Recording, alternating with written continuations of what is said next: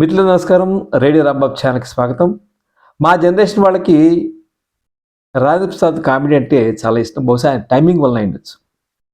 ముఖ్యంగా ఇవాళ రాజేంద్ర ప్రసాద్ గారి గురించి ఈ వీడియో చేయడానికి కారణం ఏంటంటే, జూలై 19 ఆయన పుట్టినరోజు. 1956 జూలై 19న ఆయన కృష్ణా జిల్లా దొండపాటులో జన్మించారు.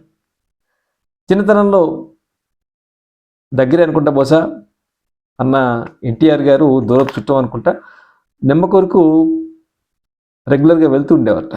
దానివలన బహుశా సినిమాల్లో నటించాలనేటువంటి కోరిక బహుశా అప్పుడే ఏర్పడిందేమో రాజేంద్ర ప్రసాద్ గారికి. పెద్ద అయిన తర్వాత ఆయన సిరామిక్ కోర్సులో ఇంజనీరింగ్ చేస్తున్నా కూడా ఆయన దృష్టంతా సినిమాల మీదే ఉండేది.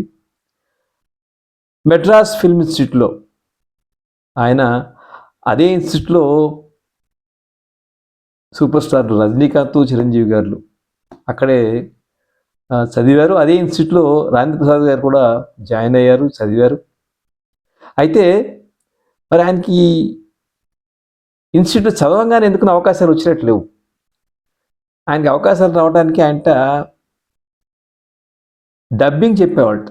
ఏ అవకాశాలు కుదరక డబ్బింగ్ ఆర్టిస్ట్గా ప్రయత్నించారు.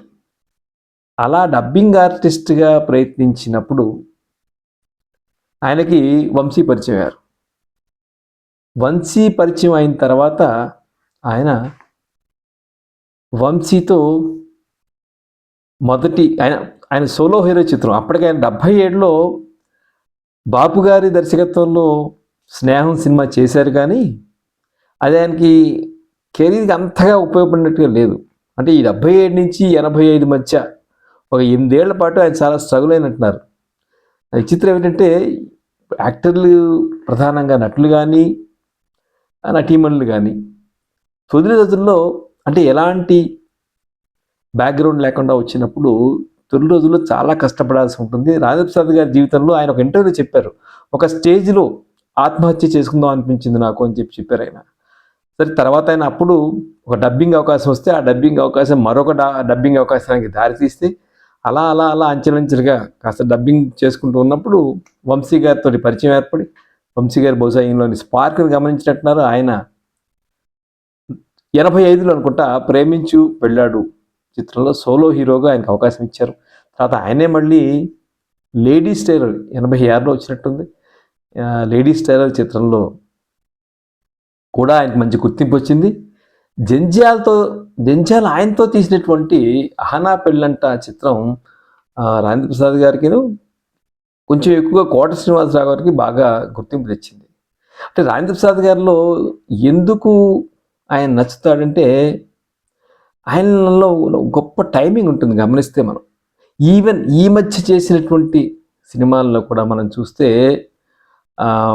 గొప్ప టైమింగ్. అటు సర్లేరు నీకెవరు చిత్రంలో కానీ, లేదంటే అలవైకుంఠపురం ఈ మధ్య ఒక 4-5 ఏళ్ల క్రితం వచ్చిన సినిమాల్లో కూడా ఆయన టైమింగ్ చూస్తే అంటే ఒక అద్భుతమైన స్క్రీన్ ప్రెస్ ఉంది ఆయనకి. బహుశా కెమెరా ముందు రాగానే ఆయనలో నటుడు కనిపించుకునే విజృంభిస్తాడు అనిపిస్తుంది. ఆ టైమింగు, దాని తగ్గ ఎక్స్ప్రెషను, అవతల మనిషి చెప్తుంటే ఒక ఎక్స్ప్రెషన్ ఇవ్వటం అనేది చాలా అద్భుతంగా మనకి రాజేంద్ర ప్రసాద్ గారిలో కనిపిస్తుంది. రాజేంద్ర ప్రసాద్ గారిలో ఇంకొక అదృష్టం ఏంటంటే, ఆయన సరే వంశీ గారితో ఏప్రిల్ 1 విడుదల కూడా 91లో వచ్చింది. ఆ సినిమా కూడా చాలా బాగుంటుంది, చాలా హిట్ అయింది. అంటే వంశీ గారితో ప్రేమించి వెళ్ళాడు, లేడీస్ టైలరు, తర్వాత ఏప్రిల్ 1 విడుదల. అలాగే ఈవీవి సత్యనారాయణ గారితో ఆయన చేసిన అప్పులప్పారావు కానీ, చెవిలో పువ్వు కూడా ఈవీవి సత్యనారాయణ గారి. అలాగే ఆ ఒక్కటి అడుక్కు, ఈ 3 సినిమాలు ఆయనతో చేసినవి. ఎస్వి కృష్ణారెడ్డి గారితో చేసినటువంటి మాయాలుడు కానీ, రాజేంద్రుడు గజేంద్రుడు కానీ, కొబ్బరిబండం అంతగా ఆడినట్టుగా లేడు. అలాగే మిగిలిన దర్శకులు రేలంగి నరసింహారావు గారితో ఇద్దరు పిల్లల ముద్దుల పోలీసు, పెద్దోడు చిన్నోడు కూడా ఆయన అనుకుంటా, ఇంకా ఎదురింటి మూడు పక్కింటి పెళ్ళం, ఇట్లాంటి సినిమా ఒకటి. చాలామంది దర్శకులతో ఆయన మంచి మంచి సినిమాలు చేశారు. అలాగే సంగీత శ్రీనివాసరావు గారితో ఆయన చేసిన బృందావనం బాగుంటుంది. అలాగే అంతకుముందే వచ్చేటువంటి 94లో మేడం సినిమా చేశారు. మేడం సినిమాలో దాదాపుగా ఎక్కువ సగభాగం పైగా స్త్రీ పాత్ర రోలు ఆయనకు చాలా గుర్తింపు తెచ్చి పెట్టేటువంటి సినిమా కూడా అది. అలా రాజేంద్ర ప్రసాద్ గారి కెరీర్ మనం చూస్తే ఆయన 85 నుంచి ఒక 97, 98 వరకు అంటే ఆయన స్టార్ అయిపోయారు. కానీ అది ఆయనలోని నటుడిని తగ్గించలేదు. ఒక కామిక్ సెన్స్ సరే జంజాలతో మనం చూసుకున్నట్టయితే 2 వివాహ భోజనంబు, నెక్స్ట్ ఫస్ట్ సినిమా అహనా పెళ్ళంట. ఈ సినిమాలు జంజాలతో అలా అనేక మంది దర్శకులతోటి ఆయన మంచి అంటే మరీ టాప్ డైరెక్టర్స్ కాకుండా అంటే కొంచెం హాస్యంగా తీయగలిగే అందరి డైరెక్టర్లు కూడా రాజేంద్ర ప్రసాద్ గారితో చిత్రాలు తీశారు. మళ్ళీ ఆయనకి ఇంకో బ్రేక్ వచ్చింది నాకు తెలిసి 2004లో అనుకుంటా, ఆ నలుగురు చిత్రం.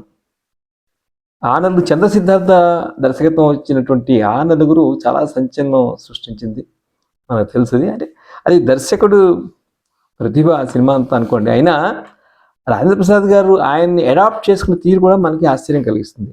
అలాగే మళ్ళీ 2007లో మీ శ్రేయోభిలాషి అనేటువంటి చిత్రం వచ్చింది. మళ్ళీ 2012లో ఓనమాలు. అంటే ఈ జానర్ 2004లో ఆ నలుగురు, 2007లో మీ శ్రేయోభిలాషి, 2012లో ఓనమాలు ఒక జానర్ సినిమాలు, అంటే కొంచెం సీరియస్ సినిమాలు. మళ్ళీ ఇదే సీరియస్ సినిమా ఆయన మధ్యలో ఎర్రమందారం సినిమా తీశారు. ఐ థింక్ మాదాల తన పేరు ఉండాలి కదా, మాదాలు తీసినటువంటి సినిమా. ఆ సినిమాలో ఆయనకి బెస్ట్ యాక్టర్ అవార్డు కూడా వచ్చింది ఆ సినిమా చూసినట్లయితే. అలా అనేక మంది దర్శకులతోటి చేసిన ఆయన అంటే చిన్నప్పుడు ఎప్పుడో ఎన్టీఆర్ గారు చెప్పిన మాట.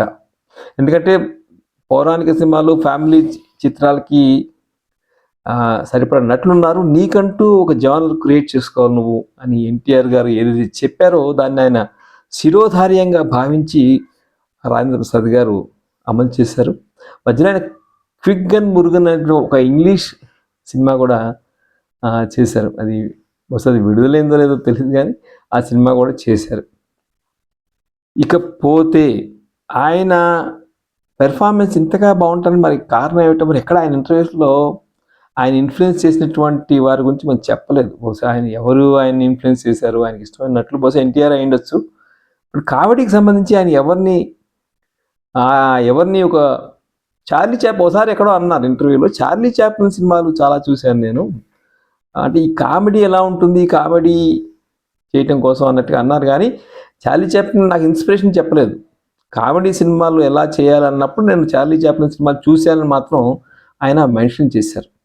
సో ఇట్లా బాపు గారి సినిమాల్లో మీరు పెళ్లి చూపులు కానీ మిస్టర్ పిల్లం కానీ మనం చూసినట్లయితే చాలామందికి కనెక్ట్ అవటానికి కారణం నాకు అనిపిస్తుంది ఏంటంటే, ఒక మిడిల్ క్లాస్ హీరోని ఆయన రిప్రజెంట్ చేస్తారు. ఒక మిడిల్ క్లాస్ కుటుంబంలో ఉన్నటువంటి ఒక ఫ్యామిలీ, నలుగురు పిల్లలు ఉన్నటువంటి కుటుంబంలో ఆ కుటుంబాన్ని పోషించేటువంటి ఒక అన్నగాను, లేదంటే ఆ కుటుంబంలో ఉన్నటువంటి ఒక తమ్ముడుగాను ఆయన చాలామందికి గోచరిస్తారు. అందువలన ఆయన అందరికీ కనెక్ట్ అయ్యారు, మా జనరేషన్ వాళ్ళు అని చెప్పి అనిపిస్తుంది. అయినా కూడా ఆయన ఒక అడాప్టబిలిటీ చూడండి. ఆ నలుగురు దగ్గర నుంచి ఆయన ఒక క్యారెక్టర్ యాక్టర్గా మారిపోయి సన్ ఆఫ్ సత్యమూర్తి ఇట్లాంటి సినిమాలు మనం చూసినట్లయితే అందులో ఆయన ఒక నటించే ధోరణి పద్ధతి వేరేలా ఉంటుంది. అలా దర్శకుడి ప్రతిభ బట్టి కూడా నటుల్లో ఉన్నటువంటి ప్రతిభ ఆటోమేటిక్గా బయటకు వస్తుంది అనిపించడానికి కారణం ఏంటంటే, ఆయన వర్క్ చేసినటువంటి జంధ్యాల కావచ్చు, లేదంటే వంశీ కావచ్చు, ఈవీవి సత్యనారాయణ, రేలంగి నరసింహారావు, ఇటీవలి కాలంలో త్రివిక్రమ్, సర్లేరు నీకెవరు చిత్రంలో అనిల్ రావుపూడి. ఇది ఒక నటుడిగా ఆయన ప్రయాణం మనం చూస్తే, అంటే ఆయన కేవలం హాస్య నటుడి ముద్రే కాకుండా సీరియస్ రోల్స్ కూడా తర్వాత చూసేవాడిని. ఇప్పుడు సీరియస్ రోల్సే కదా ఎక్కడో తప్పిస్తే. ఒకసారి మన పూర్వ ప్రధాని నరసింహారావు గారు, పివి నరసింహారావు గారు మాట అన్నారు, రాజేంద్ర ప్రసాద్ సినిమాలు నాకు స్ట్రెస్ బస్టరు, చాలా టెన్షన్లో ఉన్నప్పుడు నేను రాజేంద్ర ప్రసాద్ గారి సినిమాలు చూసి కొంచెం రిలీఫ్ పొందుతానని చెప్పి అన్నారు. బహుశా ఒక నటుడికి అంత మించిన ప్రశంస మరొకటి ఉండదేమో అనిపిస్తుంది.